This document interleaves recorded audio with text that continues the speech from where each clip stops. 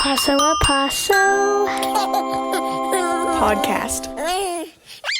Hello and welcome to another edition of the Paso a Paso podcast, otherwise known as the Paso podcast. My name is Miles. Happy to be here again with you. And we are going to have part two of a conversation following up on our earlier episode featuring Taylor and Inspire.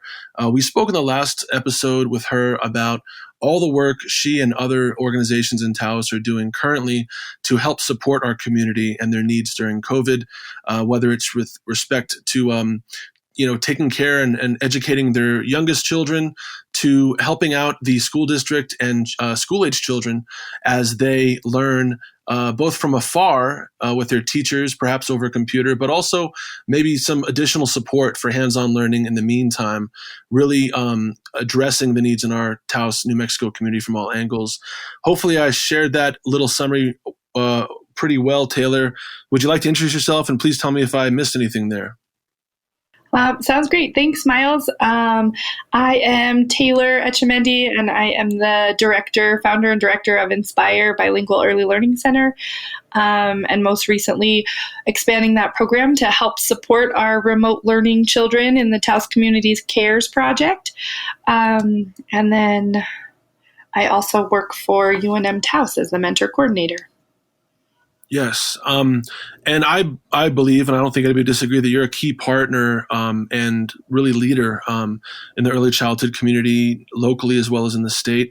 We mentioned on the earlier podcast that there is now a New Mexico early childhood. Is it Early Childhood Education and Care Department? Is that the full name? Yes. Yep. That's exciting. It's one of the first in the country, and to have a department that is dedicated to early childhood education and care is really exciting. Yeah. And so I wanted to provide some time and learn from you and share with our listeners the transition. I don't know if transition is the right word, but that's what I'm thinking of in my mind, of the general consciousness, maybe through the years, of what it is to bring your young child, let's say 0 to 5, I don't know if that's right or wrong, but just an example, to a place where they are cared for and watched after in a safe and positive environment while perhaps the adult goes to work or whatever the case is. That's had many names through the years, hasn't it, Taylor? Absolutely. I think that there is definitely still a mindset that early childhood education is daycare. And if you're thinking about brain development and the growth over a lifetime, the early years are the most important years. 92% of the brain develops by age 5.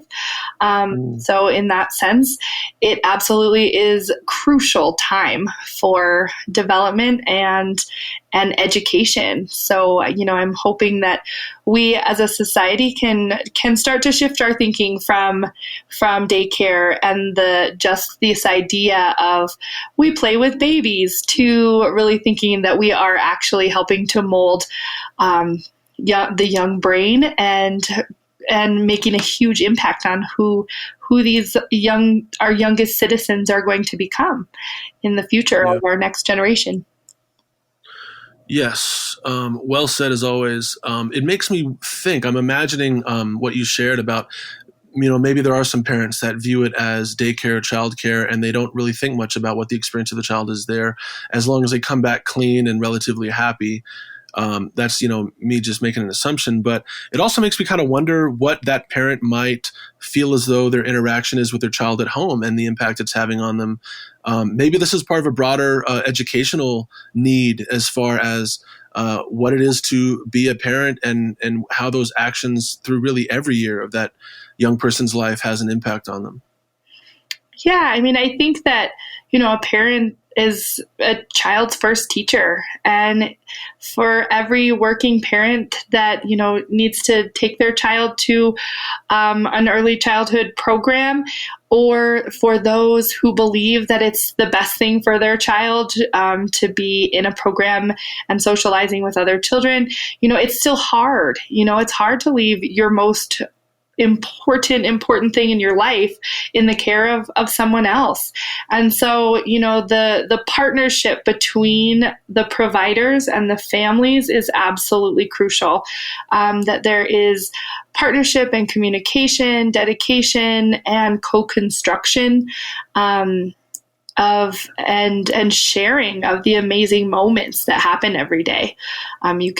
You see the learning that's happening every day is so visible, especially when we're able to be educated and open our minds to it and begin to observe and listen acutely and to be actively participating and engaged with children. The opportunities are endless, and it's an amazing thing when a parent, educator, and a child and a whole family can share in that together. That's certainly the goal. Yeah, sorry, I didn't mean to cut you off. You've been doing this for a while, and you've interacted with hundreds of families, if not more. Can you just share any example, fictitious or not, of what a quality partnership between parents, a child, and the center may look like, or how it can be developed? I don't know. What would that be? I think everything, is if you can build a strong relationship, be curious, understand the context in which a child is coming from. What are the values of a family? What is the history of the family? That curiosity piece and willingness to come from a place of empathy and compassion, and openness to working together in a way that is individualized for each family. That's really the foundation of everything. Those relationships, having really strong relationships and good communication, is the key. And we all know that everybody has different comfort levels and styles as far as how they interact with one another. But creating the space and opportunity for families to connect in the way that works best for them, is really important. I had so many thoughts during that time, and I think I lost all of my questions. But one of them, and now that I'm pulling it out, is it was interesting to hear a lot of what you shared, and it makes sense, was kind of what the center's responsibility was to listen and learn from the family about their history, as you shared their experiences, their culture, and that's amazing. On the flip side, what is important or helpful to have or hear from parents, or how should they engage with the center in a way that's meaningful and supportive, and also listening to the needs of those who watch their children during the day while they're gone? I don't know necessarily that there is an answer specifically to how to engage. It has to be the way that they're most comfortable with. And then the educators have to be open to that too, and responsive and flexible. Again, it's all about context, and sometimes it takes time, and that's okay. And, but again, sharing those amazing moments in the day and communicating and giving a picture of what amazing learning or questions or things that happened within the classroom during the day is certainly a place where the door is open, where if you can share, when a family isn't able to be present with their child all day, to get that, text message during the day of a photo of their child engaging deeply in play, is something that is impactful and can make the difference between having, a bummer day and a great day, and just knowing that your child is safe and the teachers care enough to send that information to the family and check in regularly, is really important. Yeah, that's amazing. I've never actually considered being in that position to receive a photo like that, and it's wonderful that that's happening. Kind kind of flipping it, we've talked a lot about childcare as a concept versus early childhood education and how important it is for all of us to recognize the immense brain growth that happens early in life for the children of our communities and our families.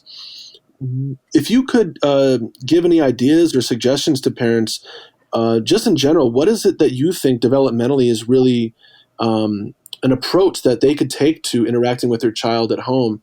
As a parent myself, real briefly, I'll just share that I know that sometimes if my child is doing things that quote unquote feel as though they're bothering me, oftentimes they just want to interact. They want to be a part of the conversation. They want to be acknowledged. I know a lot of parents right now are under stress and finding time, hopefully, to care to their needs. But what are some of those kind of universal suggestions you had that you might share with even your staff about just how to engage with a young child in a way that kind of creates a balance for everybody? When we talk about engaging with children, it's really about being present. We have lots of static in our lives. Everybody has so many things going on, especially right now, and outside stressors. But really being mindful of quieting the static, and sitting on the floor, engaging and being totally present and having fun and playing. Like, play is how children learn. It's how they communicate. It's how they make sense of the world around them. And so, just being mindful of taking those moments, whether it's 15 minutes, to just check it all at the door, right? And just sit and play and engage and learn from your child. Children teach us so much. And their ideas are so much better than ours. We might think that we have a plan, and if we're really truly listening and paying attention and observing and being responsive to their cues, their ideas can turn into the most magical, amazing exploration that we never would have thought of. So, I think, just whatever you can do, at home, at school, hopefully everybody's fully engaged all the time. But, at home, I know that that's hard. But, 15 minutes of just sitting on the floor and playing with your child and thinking about, wow, we're enjoying this together and sharing a joyful moment. And those joyful moments of play is really where the brain synapses are connecting, and they're making sense of the world and building relationships and feeling empowered. And so I guess that would be my advice to anyone, is just find the time to truly engage and leave the other things out of that moment. Yeah. Yeah, thanks for that. In our last couple minutes, or minute and a half or so, primarily our focus on this short discussion was to, as you've done so well, share why daycare, childcare, these kind of conceptual visions of dropping off a kid and running to work really need to evolve to a place of viewing it as early childhood education and respecting not only the experience of the child in that center, but all that the adults have to offer and the importance of what they bring to the work, which is what you do a great job of with your staff. Are there any last thoughts about things that you think folks should hear or might help our community and communities all around us move more in that direction?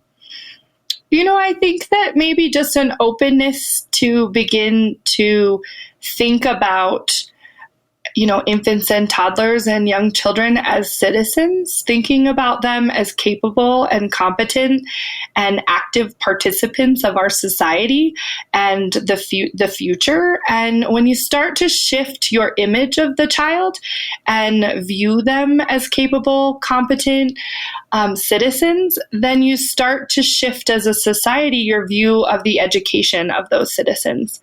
So then we start to think about, oh, wow, this is the next generation of nurses, of teachers, of police officers, of, all of these different jobs that make our world work, and begin to think about how impactful those relationships are. They need to have positive, supportive relationships as children in order to be successful, in life across the board. There's the biggest tie to academic success is those early childhood experiences, and they are everything. Though, those moments matter.